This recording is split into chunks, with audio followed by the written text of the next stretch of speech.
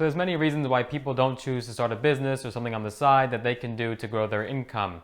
And that could be the fear of failure, the fear of what other people think. So in this video, I'm going to be going over the top 5 ways that I actually conquered my fears of starting a business. Number 1, I overcame the fear of uncertainty. When you start your business or any time thereafter, you'll never have enough information to make the critical decisions that you need to make. There are still plenty of times throughout the year that I'll wake up in the middle of the night paralyzed with doubt and uncertainty. So one trick that greatly helped me was preparing for the worst. If you can prepare for the absolute most realistic worst case scenario, then really there's nothing to worry about. For example, you might wake up one morning and your payment processor sends you an email that they no longer want to do business with you. Well, if you're prepared for plan B and you have another payment processor ready to go, then you don't have to worry about that. And this doesn't mean you have to prepare for an absolute catastrophe like the world will blow up, but at least be prepared for things that you know could go wrong and areas that you might be a little uncertain for. If you can have backups and plan Bs, well then you don't have to be concerned about what happens to plan A. If you're seeing a slowdown in business, but you know that if you market in a certain area or on a certain platform, well then on off season you can market there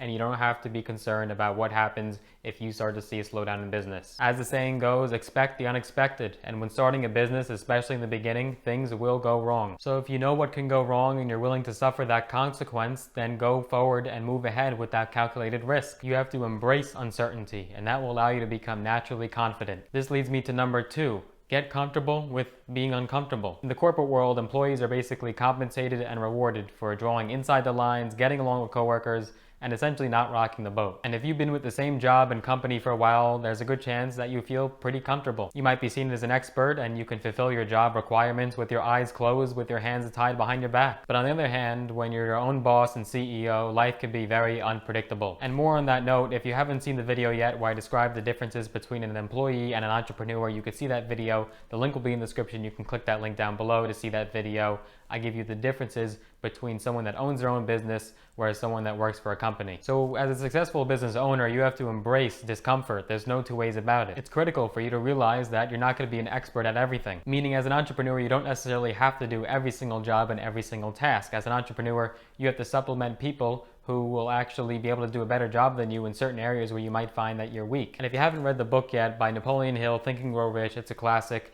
Basically, Napoleon Hill goes over the fact that you can create your own mastermind, and as an entrepreneur or the boss, you don't necessarily have to do every single task. The entrepreneur is along the lines with a director, a visionary, and they have people under them that are able to complete those jobs that they can't do themselves. So you have to get comfortable with taking risks, trying new things, and going against the grain to trust your inner instinct. Unfortunately, most people are not comfortable with being uncomfortable, and so this is why they'll never start their business. This is why they'll never start something on the side, something to try to supplement their 9 to 5. Number 3. I saw that there was nothing wrong with thinking big. Of course, no one knows exactly what the future holds, but the only people that will ever hit a big home run are the people that step up to the plate and they're willing to take that swing. The biggest companies, the largest firms, the massive brands that you see today were not started with small thinkers. Behind every real success story, and not someone that just got lucky or inherited a $1 million trust fund or someone that inherited a mansion, there was something there, someone there that thought big. Thinking big could be scary, but it's a necessity. As the quote goes, if you're going to be thinking, you might as well think big. Now it is true, you also have to think realistic as well. You're probably not going to hit that massive goal of a $1 billion company, but you'll at least get somewhere and make some progress, and taking baby steps is the first step. If you don't have a large goal in mind, if you don't have a substantial mindset, then you're always going to be small. Your income is always going to be small. You are going to be small for the rest of your life. Number 4, I found that you shouldn't fear the competition. Especially when first starting out, you're going to be spying on your competition, addicted to seeing what they're doing, what strategies they're using, where they're marketing. And that's not necessarily a bad idea, especially in the beginning when you're looking to see what people in your niche, where they're marketing, what platforms they're using. That is not necessarily a terrible idea. But you can't just have your eyes glued on them 24/7. Eventually you have to get to a point where you're doing things on your own and you are taking your own risks and looking to see how you could scale your own company up. This means doing things that no other company or brand is doing. This means doing things that no other person has ever thought of. You have to think for yourself and do for yourself. Don't worry about customers getting stolen from you. There's enough people in this world for everyone to get a piece of the pie. So you don't have to be constantly scared of what people are doing in your market Just focus on your own. Number 5, I recognize that you have to set attainable goals and ignore your inner perfectionist. If there's one trait that entrepreneurs have in common, it's their ability to set attainable goals. The first step is identifying what your overall company mission is. Those smaller goals will not only make your business mission more digestible and less intimidating, but it will also serve as a good indication of where to actually begin. It's no secret that entrepreneurs are often A-type perfectionists, but remember that not everything has to be 100% absolutely perfect to start testing versions of your product, telling people about your business, and starting to build your website. Do you think that the first Macintosh computer was 1000% perfect when Apple first launched it? Absolutely not, and critique and feedback from the customers allow them to build on top of what they already had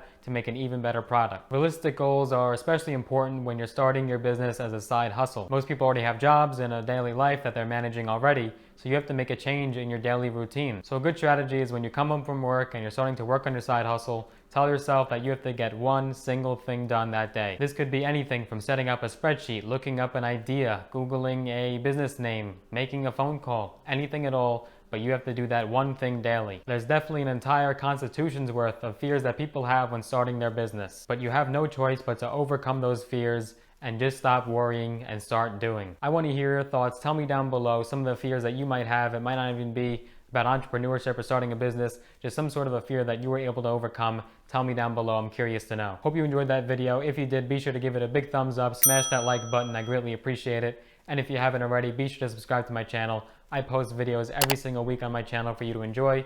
And if you'd like to be notified every time I upload a new one, be sure to hit that little notification bell as well, so that you're notified every time I upload a new video. See you in the next one.